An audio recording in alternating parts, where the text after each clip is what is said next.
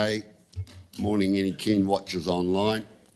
Welcome to Projects and Monitoring Committee PMC 24-3. I declare the meeting open, and with that we'll start with our usual karakia. Whakatau te wairoa, whakatea mai te ninaru, whakariti mai te tinana ki ea ngā mahi ai. We have to work on that. What we do have is an apology for lateness from Laura, which is living proof that 4-lane highways don't solve all our problems because the TEL is starting to... Oh, Mangatapu Bridge, sorry, it is a 2-lane problem still entering Mangatapu. My apologies, sir, for having to leave early. Thank you, Margaret. I need a mover and a seconder for apology, do I? Move Tracy. Second by Anne. Councillor Henry, all those in favour?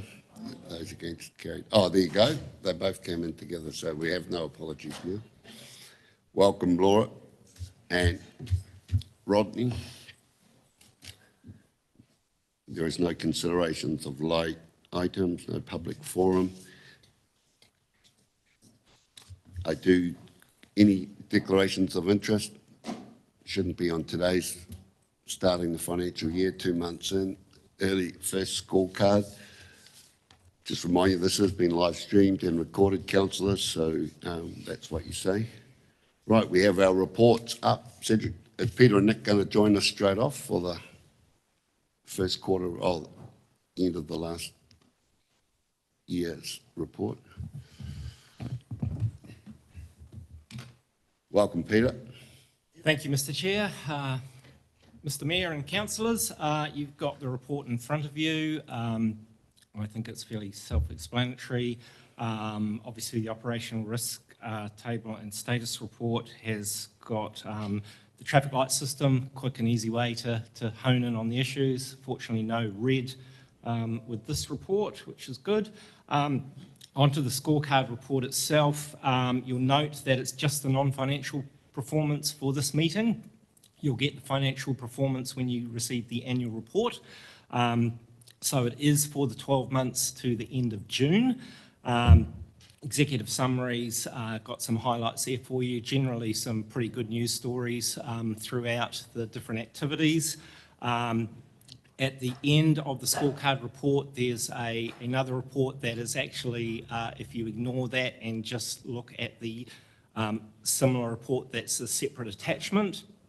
We had some just last minute tweaks that we needed to do, so it's the attachment you need to be referring to rather than the report at the end of this one. So I'll take it as read and happy to try and answer any questions.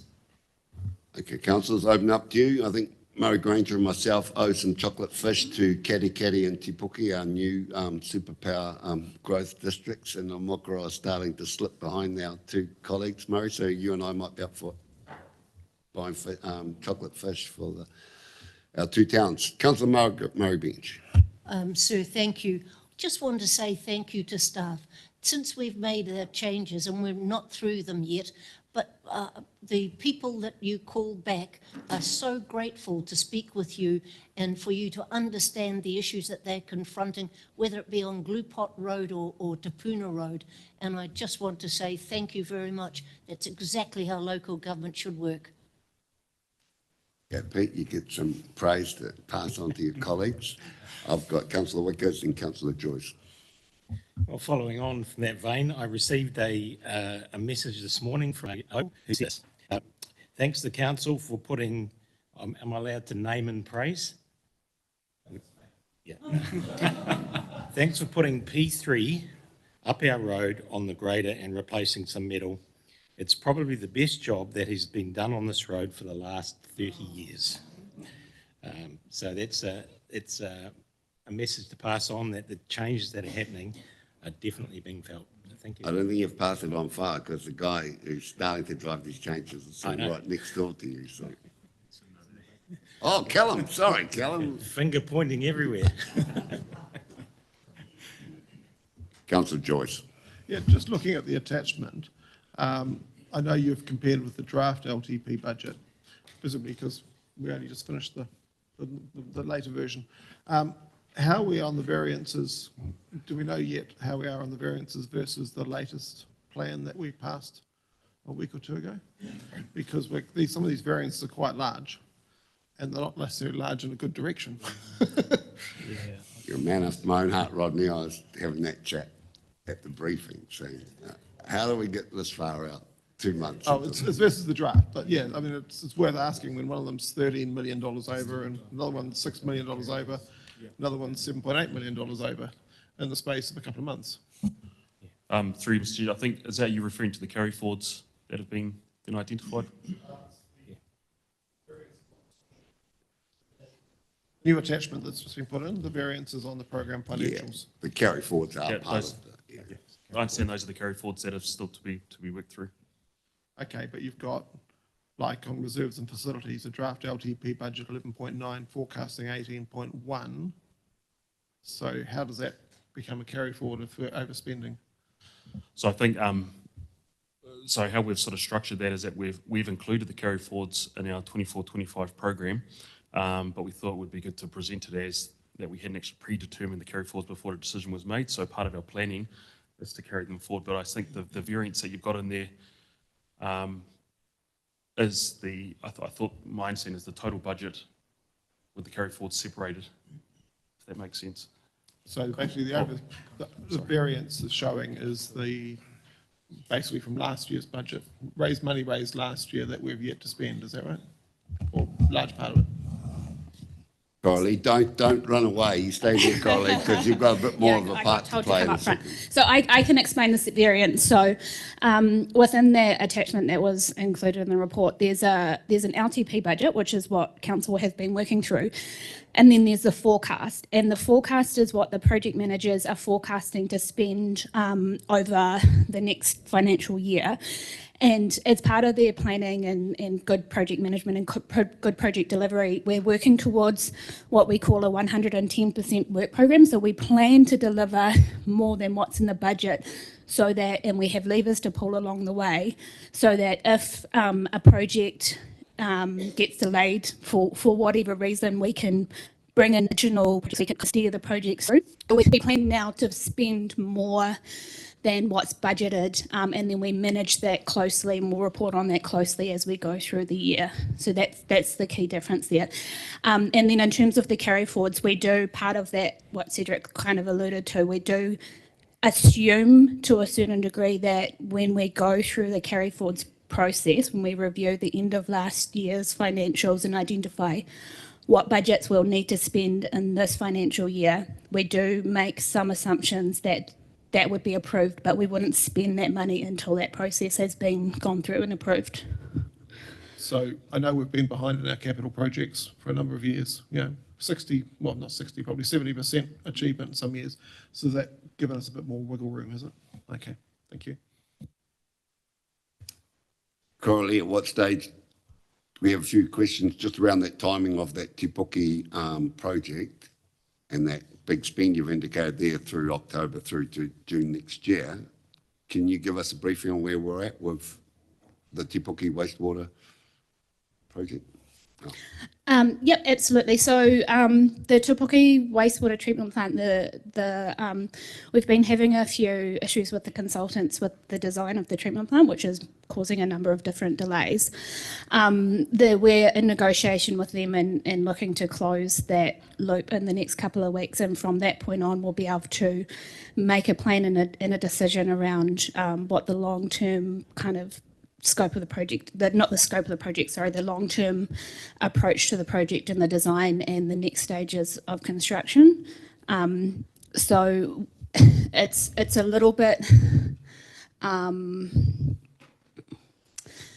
some of the negotiations and stuff are confidential and need to be worked through in a confidential setting, but we could potentially come back and give a bit more detail at a future P&M. Oh, that's fine. I was just really seeking to, when's your best guess of some first concrete getting poured?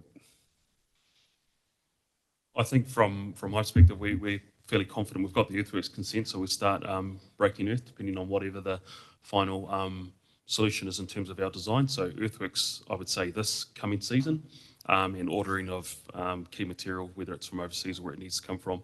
And then you'll start seeing potentially some concrete this season, but more likely next season you'll start seeing the formation work going in and early equipment going in. So still 12 months. I'd say a good 24 months till we get to the point where we're optimising and getting the plant sort of moving, and then probably another 6 months on top of that. So that does, sorry to go on this, but follows on from what Rodney raised. So that indicates there's going to be a significant carry forward further into the next financial year.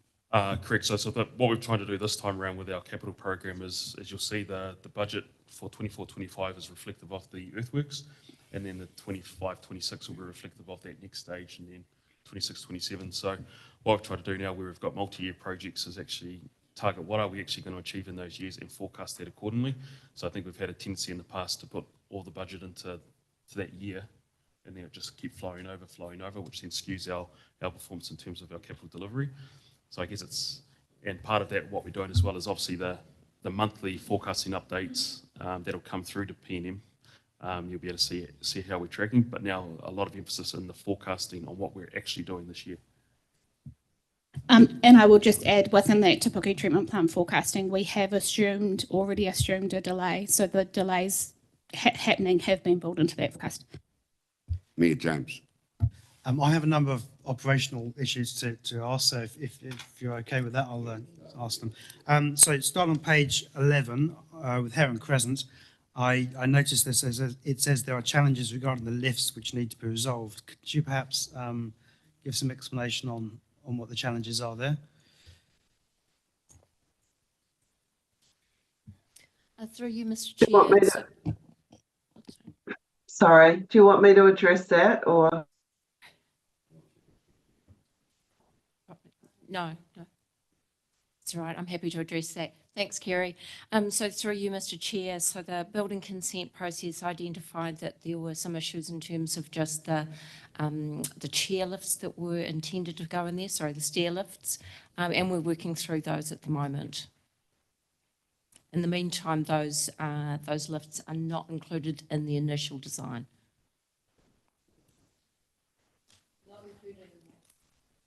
So why would there be a building consent issue for putting in a stair lift? So that we can carry on with the project, but doesn't mean that they can't be added in. A solution can't be added in, and that's what we're working through. Okay, thank you. Next one is page 12 on the Middlebrook construction, the KO project. I heard a rumour that KO has stopped that. Can that be scotched now, or do you have any intelligence on that?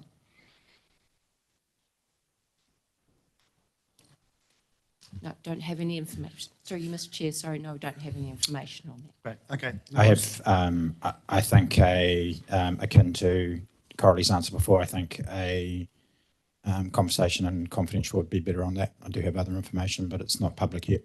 Right, okay, no worries. I did also want to update the committee again on page 12 about the Imokara School development. I have received a letter back from the Minister on that. It's not particularly encouraging, but I'll circulate in due course. And also I had a question about, I know it's not on the agenda exactly, but on Highfields Lake. And there's just some questions in the community about what's exactly planned and when, and conscious that it seems to be being done as a stormwater project, which is great, but it's missing that kind of reserve and facilities overlay of having a concept plan and discussing with the community what's happening, where and when. So, Cedric, maybe you can provide some further information. I can answer that. Mr. Mayor, you emailed me about that yesterday, and I've asked for a follow-up. When I get that, I'll pass it on. Right, thank you, I appreciate that. Moving on to page 17, I was concerned about the resident satisfaction number for planning for the future. We have a target of 70% and it's at 34%. I just wondered if there's any understanding of why that result was so bad, what the rationale was for. Is it just a raw Through number? you, Mr. Chair, this is one of the difficulty with the satisfaction surveys, and that figure is an average of an average. and so potentially is a bit useless. So yeah, that's the reason that figure. So some of those individual figures were quite good, but you're averaging the average. Great, thank you. And my last question was around, well, on page 28, talking about the solid waste sector, and I'm just interested in the discussion on the Resource Recovery Centre in Katikati and how that's progressing and the relationship with the Lions, how that's being managed. I understand that some staff members have been in discussion, but perhaps you can discuss how that relationship is progressing.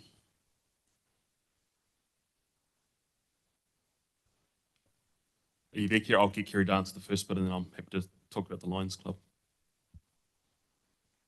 Through you, Mr. Chair. So the Resource Recovery Centre at the Katikati Transfer Station is actually progressing really well. We've finished the 6-month trial and extended the trial out for another 6 months.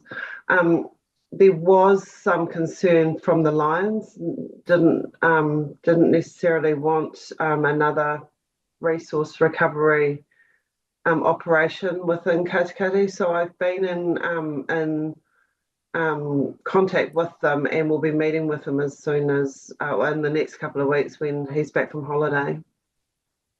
Great, thank you, Kerry.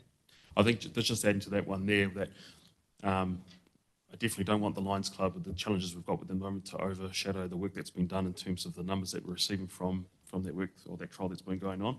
I think we should point out too that staff have actively tried to work with the Lions Club on a partnership approach. Yeah, and it continues to be probably challenging in that space. Thank you. Rodney, did you have a point on that recovery centre while Kerry's? Just, I mean, I've been meaning to go back and have a look, but I've had a few personal matters going on. As I understand it, when that resource centre was put in place, it was to fit around the existing recycling centre.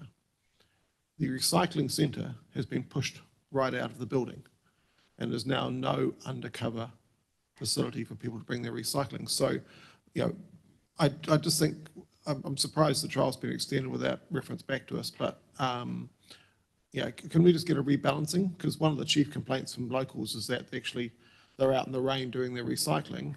When we launched this trial, we were told it would fit around the existing operation. I'm sure there's a compromise possible.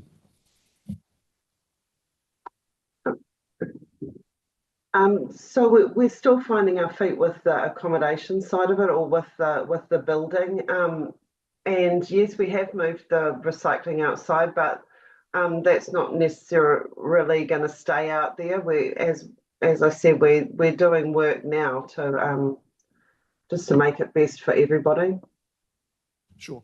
One of the issues in Katikati, of course, is that there's a couple of residential developments where we have no curbside recycling, one of which we're acutely aware of on the main road, where unfortunately it was approved with insufficient room for trucks to go in there.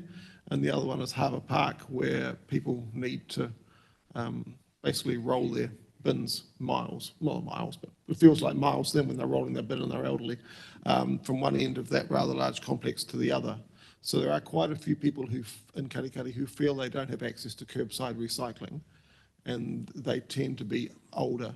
So there's a bit of an issue when they don't have good facilities for the recycling centre.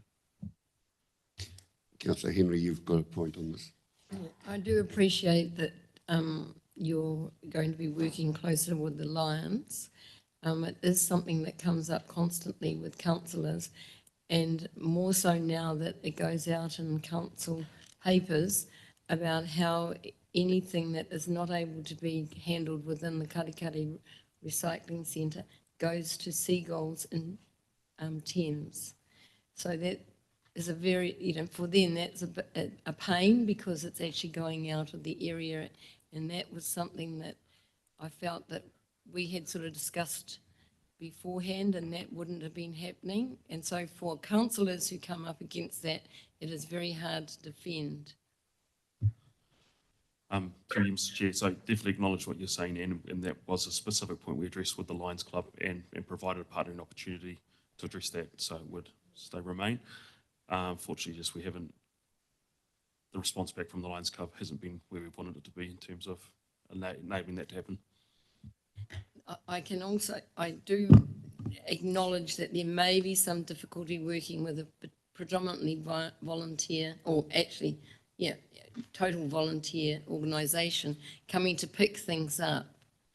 You know, it could be easier just to shift them out. So, but you get my point that it's publicising that, and that's something that we didn't say, that we acknowledge with them that we wouldn't do that. I think absolutely. I think where me and Kerry have been working with the Lions Club and the Chrome Collective is that there's definitely ability there for them to partner, and for once the completion of the trial, with all the positives that have come out of it, with the strength of the Lions, there's definitely a way forward on what that solution looks like going forward in terms of they both add value in each area. They just need to come together and council be the mediator. Coralie, while you're there, is there anything further in your area under the capital works you wanted to touch on today? Nothing in particular, but I'm happy to take any questions on the presentation that was put into the... Right. Councillor Murray Bench.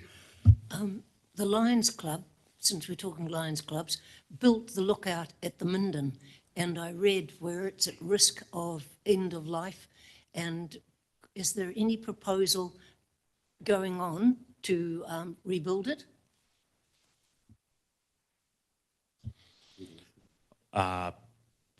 Through you, Mr. Chair, I'll have to take that question back and come back to you on that one there. I understand there is works underway and there has been planning done around that, but I'll need to come back to you and confirm what that looks like. Councillor Sol. Thank you, sir. Just a point of clarification, because there is a meeting I see tomorrow and so on, but the last I knew, back in the last triennium, there were 4 people in council that were appointed to the Katikati Wastewater Advisory Group. And is that meeting the one tomorrow? Or is that some of that, or what's that about? And where is this advisory group? Because I gathered, and it's come up previously, I think Anne might have asked a question about it in a previous meeting. We don't know anything about it, and we haven't heard of any changes. So there is a meeting tomorrow with elected members for an update on the Katikati Outfall project, or alternative options project, and also I guess reigniting that working group as we start to look at solutions for that. We have come back to council and raised that a couple of times in terms of where we're landing, and obviously engaging a specialist project manager to help pull that all together. We've had conversations with Mana Whenua in terms of understanding their position and getting their comfort in terms of that working group. So at this stage, from the direction that we have had the people working on that specific working group is Mayor James, Councillor Rodney and Councillor Anne. And I guess the consent requires that I think we have 3 members of the community working on that project. So I guess if there's an appetite for another. It's just that the last I ever heard, there was, Murray was also appointed to it because of his expertise in water, and we haven't heard anything more, and I think that's part of where Anne was coming from. There doesn't seem to have been any notification of a change, which is cool. And I just see then we've got this meeting tomorrow, which is about the local councillors, but it happens to be my ward as well. I think the meeting tomorrow is for elected members to get an update. The issue around the specific Katikati Wastewater Advisory Group, that still needs to be considered by me as to who's on that. So that hasn't been decided at this point. And I take the point that the membership's changed over the years, and we just have to review like who's on it and who should be on it, and I will take it from there. I'm having a discussion with staff this afternoon about that. So yeah, but tomorrow is open to anyone. Councillor Coxey. Just on page 25, just the water supply, drinking water supply. The result, surprisingly, wasn't that bad, 74% target, 85% or greater, but key reasons for dissatisfaction include silica build-up, stains and fluoride taste. Yeah, it's not clear where the respondents refer to a chlorine taste rather than fluoride. Yes, we know that's what it is, but the silica, can someone who's all over the water stuff, can someone just explain to me, because the silica build-up is horrendous. I notice it more and more because we've got black toilets and things like that. It's really noticeable, really bad. Sounds like EJ's an expert in this, other than Murray Granger, but EJ first. Murray will add what he lifts out. Morning, Council. Mr. Chair, through you. The silica buildup is a natural product that's in the water we're getting from our bores, so it is a problem all across the district. There is methods to treat it. In the past, it was investigated, and at the time, the council felt that the cost to treat it was exorbitant, and that project was not taken any further. We can revisit that if that's what council wants, but it is quite a costly process to treat it. We actually have a filter on the outside of our house. It's a big heavy duty thing to remove it, and it's still bad. So, yeah, well, it's not doing the job, that's for sure. It's supposed to, it's expensive.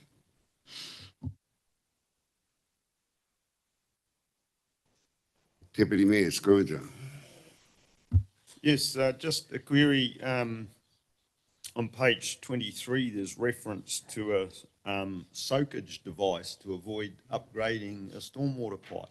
I just wondered if we could have an explanation of what a soakage device is, as opposed to apart from a big sponge, how that works.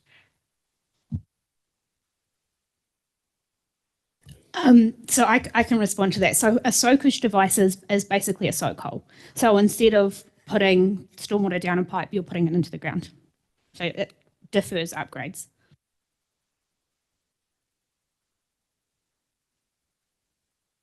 And it works for a while until it fills up with sedimentation, as we've visited a few.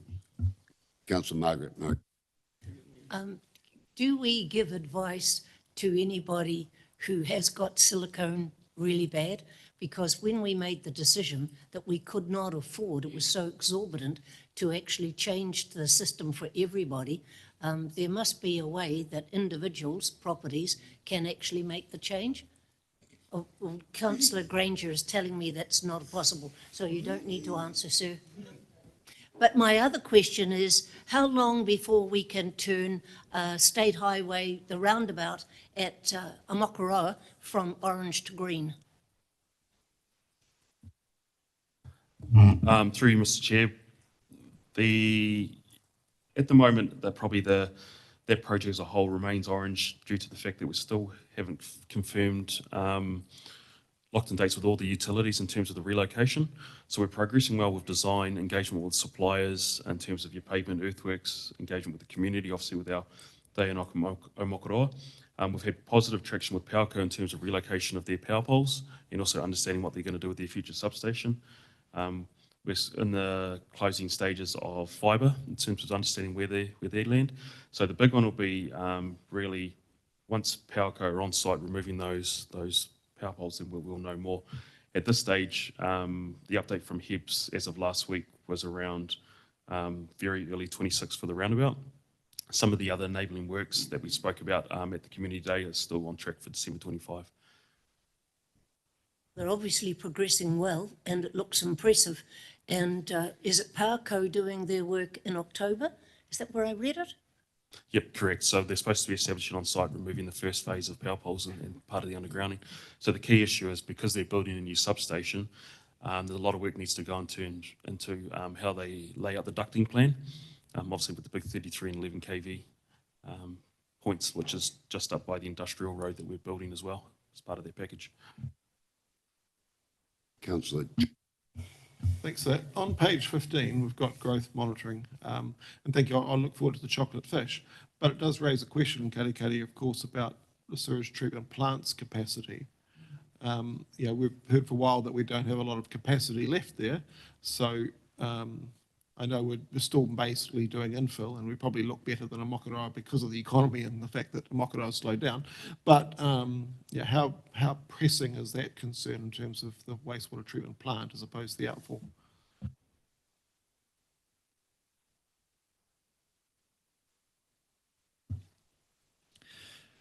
Chair, we've got a project on our LTP, and we're about to let a contract for upgrade works at the treatment plant as well that will improve our capability to reduce nitrates.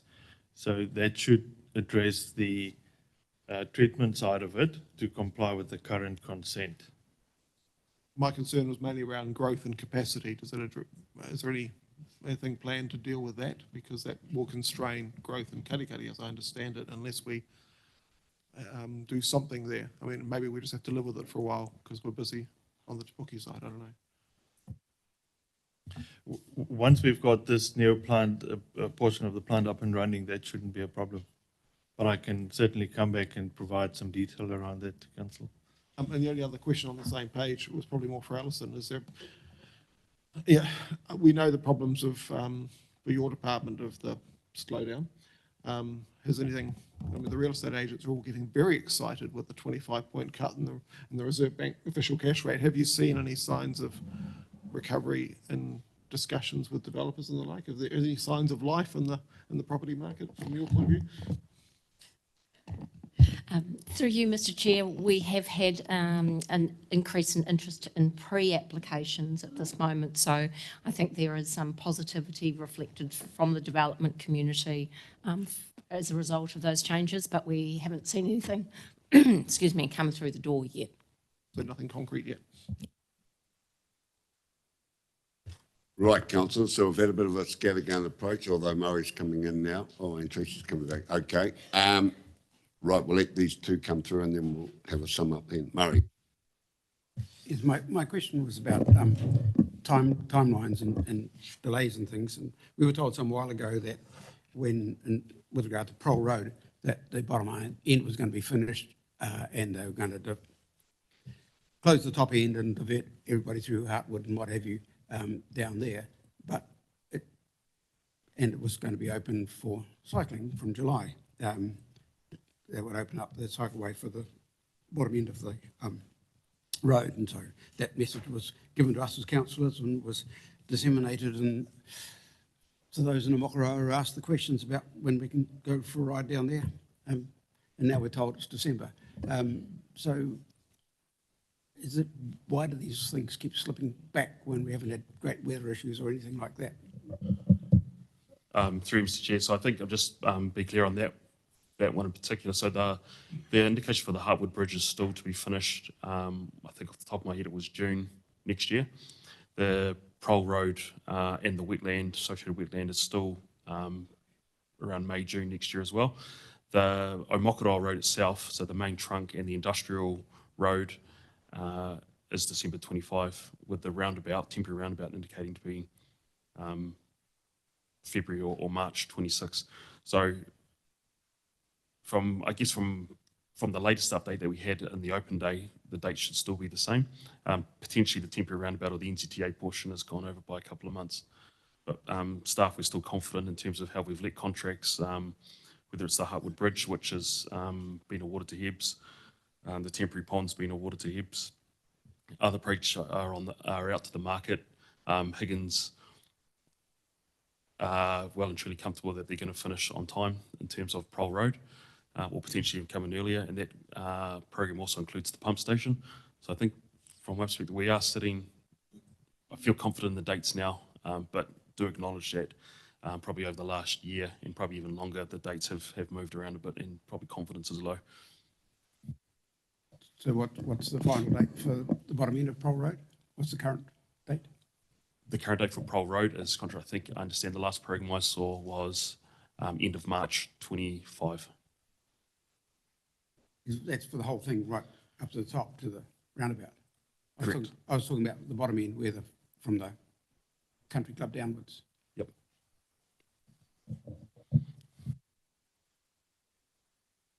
Tracy. Just a general comment to Rodney's point. The property market's very much so has picked up. I haven't seen any construction deals for probably 18 months so that's definitely a little slower. Thanks for that update. Laura, you've got, tell us about market. Thank you. So I just had a question on regulatory services, page 22. It talks about animal control. but it says that the team has delivered on their targeted rate for dog registrations with 99% of known dogs registered. I just wonder where we get that number, and is it the other 1% just exist in Makatu? Because we've got a serious dog problem out there, and it's getting to the point now where I actually feel like our team isn't able to fulfill their role, because every time there is a, complaint, nobody's going out. And I just very concerned with that. Like, I'm to the point where some of these dogs, they just real menace. It's a real problem. And if we can't do our role, then why are our people paying for that? Alison, do you want to come in on that? 6% that's down at Makatu, because we aim for 105%, not 100. Thank you, Mr. Chair. So there's probably a couple of issues there. Firstly, our statistics are reporting on in this particular case around numbers of dog registered against known population. So they are dogs that we have picked up either through previous registration periods, or they're dogs that have been identified through our, I guess, what you call it? Sorry. There is dog population that we've identified through complaints previously, and we've got them included on our registration books. Again, that the process for us to get them to 100% is obviously a follow-up process around dog registration. So there's reminders, there's text reminders, there's visits to site to get that compliance in that space. So it doesn't specifically address the complaint compliance that you're talking about. Right, thanks, Peter. Nick, they just about dealt with that in the scorecard. Look forward to it next time. Maybe we'll get a bit more structure and we'll deal through the topics one by one. We'll set it out in the agenda, but that's an in-house thing, not you, not for you. Okay, Kylie, you can escape, but I want to invite Callum up just for one closing. See, we love roads around here. I'm going off script here a bit, Callum, but speaking of improvements for next time, this is a projects committee, but the second part is a monitoring committee. So just around roads, it's one of my pet projects. I'm wondering, next meeting, can we have a report on the balance of the 9 months left by the next time it comes through, on how many kilometres of reseal we intend to do this year, how many kilometres of rebuild, which will include the number one first stage, which is a hot issue, and how much of the seal extension and where those going to be. So just those three criteria, and that'll give us a target to aim for. We want to get the maximum amount of spend. I know we've got it there. Yeah.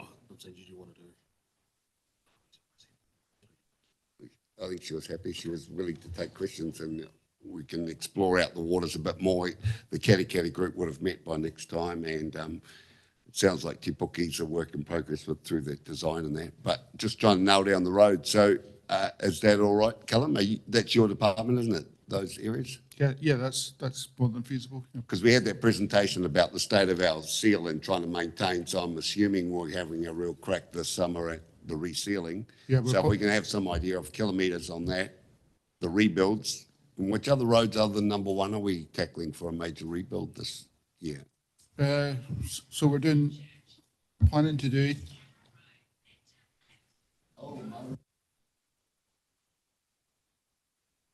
So we're planning to do 80 kilometres of resealing this year. I can't recall off the top of my head how many kilometres of rehab, but typically we're looking at Tetley Road, number one road, Old Coach Road, I think 2 sections of Old Coach Road.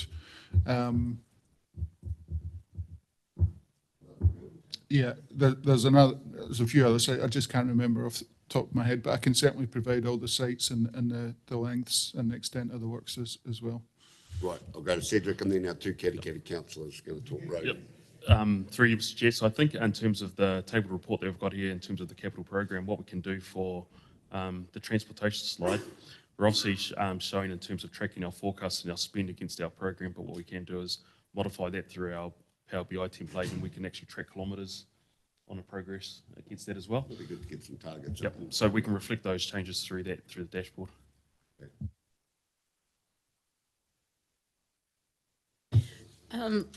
So it's, I noticed yesterday that we have another crew out on our roads now monitoring bumps in the road, seal that's actually past its use by date and things like that.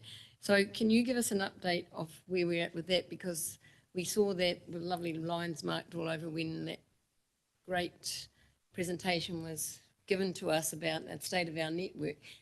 I'm assuming that these people are contractors now who are going out now and re-looking at what, but that's what I'm assuming. Can you confirm what's happening out now on there? So earlier this year, we looked at pre-sale repairs for forthcoming resale programme. Now we're looking at preventative maintenance or in some cases reactive maintenance. So we're just doing pavement repairs without having, following up with a full seal of the road. The other thing that we'll be doing shortly is we'll be sending inspectors out to identify repairs for pre-sale repairs for next year's resale programme. So it's basically it just repeats every year. We do pre-sale repairs, try to do them a year in advance of the resales, and then once we're getting stuck into the resales, we've got another crew that's going out and doing the pre-sale repairs for next year. So it's cyclical. I just want to reinforce really what Don said, and that is people are vitally interested in what's happening on their road. It's what they see in front of them, and we've had feedback, I think, in Athenry where they've got like 1 day's notice. And not criticising that because I mean you're getting on and doing the work, and that's great. But I'm just wondering, particularly with the rebuilds, if we could publish a schedule of what we plan. I'd like to know, for example, and I'm sure the Waihi Beach Community Board would like to know what's happening in Bowentown with the main drag there, and I gather that's both a stormwater and a rebuilding project. It's not just one or the other because there's not much stormwater along there.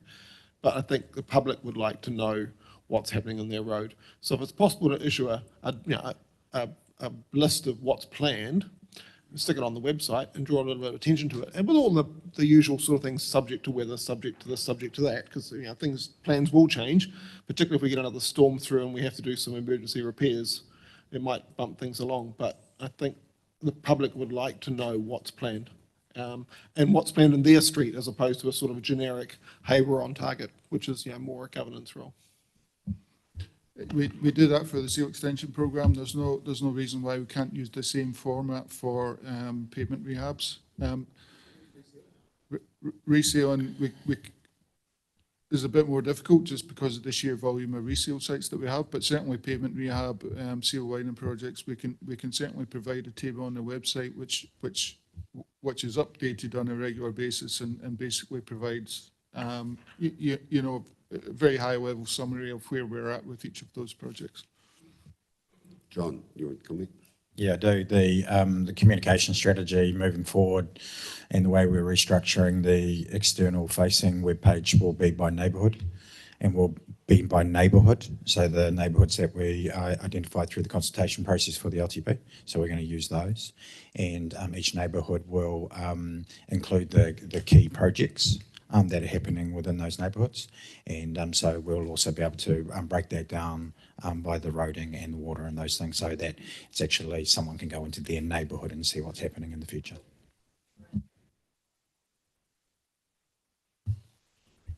Councillor Granger, you're going to move No, the seat of my report? In that regard, I mean, that would be really good because obviously local people can see that somebody's drawn some big white squares on their road and I've written a number of how many metres is going to be fixed and what have you. So to round that off with when would be very helpful, I think, for people. Thanks, John. You've opened up a new topic. I've got Alan, then Margaret. Alan. Yeah, sorry, sir, I wasn't going to bring this up in the meeting, but as the subject's come up and I noticed that there's a nice big lit sign at the bottom on Athenry Road at the bottom of Kotanui Road, that there's some roadworks about to happen. And again, I find I don't know whether I've missed something. I don't know what's happening, and I do know that within the next probably 24 hours, I'm going to have several phone calls asking what's happening. So that seconds that number one, and I guess we just need to know what it is that is happening.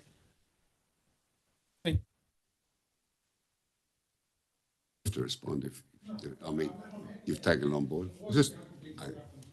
For the bigger projects, certainly we can improve our communication in that space, but some of the smaller stuff we do, the maintenance, that would be very difficult to achieve, to put out communications for every single job that we do. Okay, Margaret. On the wider picture, we are really restricted by state highways 29 and 2. And I note by this morning's paper, Takatimu Link stages 1 and 2, which means we're back on track and not put off for 10 years. They protect the route design consents by the end of 2027.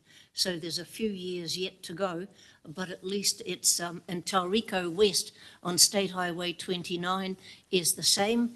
And so at least we know the projects are committed and the design work is being done. And I think for people at Makaroa to know that they are going to have an improvement in that main road so they can move easily is really quite paramount. And the stage 1 is going so well. I'm not quite sure when it's due to be opened, but it can't come soon enough because the congestion around the Bethlehem and everywhere you go, it's the people to get from A to B is really quite messy at the moment. Thank you. Grant. As we all know. What have you got for us, Grant? Just really maybe an update on, you've talked on page 24 under the transportation about the council has reviewed its levels of service along with a new transportation procurement plan.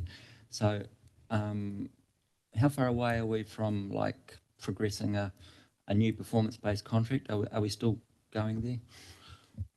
Through Mr. Chair, so we had that initial workshop. Oh, sorry, we didn't actually have that initial workshop. It got cancelled. But with the next PNM, we'll have another workshop around looking at those levels of service. So that'll range from things like the ratio around we empty bins, leave for collection, basically give you an update on our cyclic strategies that we currently have, because there could be some challenges that could be unaffordable. Part of that whole idea is that we've also got our NTTA procurement strategy now approved, so we understand, we have an agreement with the agency on how we can procure works. So I think the next step is we need to agree with elected members what our level of service is in terms of some of those key themes, and that could be potholes, picking up litter, or whatever that might be, and that'll enable us to then determine how we're going to procure the contracts. It could be a method-based, performance-based, could be multiple contracts, could be one contract. So part of that process is first we need to understand what our level of service is and get that agreement up front with elected members. What we do know is that it'll definitely be local-led with a heavy social procurement lens in terms of how we procure that, which will likely mean that we will go with multiple contracts. And depending on those terms, they could be 2-year plus one type of contracts, but it'll be heavily designed to enable our community. So Simeon Brown announced the land transport budget this morning. Do we have a heads up on that, on how we fall out of that? Keep on looking over at John, hoping that he's going to receive the letter from NZTA any minute now. So we're all, me and Adela in particular, really waiting to hear the outcome of that. Right, thank you, councillors, for all your input today. We've taken some improvements, myself on board, and we will structure it so we work through some of the key projects next time rather than a scattergun approach. We don't go from recycling to roads to water to everything. But it's always good. There'll always be an opportunity to open up everything, but if we can tick off a few of those key projects, we tried to head that way last time, but the scorecard, maybe it's me not quite reading it the way the writers have written it and follow it, but anyway, we'll take that on board. So with that, I'll have a mover and the Keri twins have been on fire today, so we'll have moved Joyce, second Henry. All those in favour? Those against, I declare it carried. With that, I declare today's meeting closed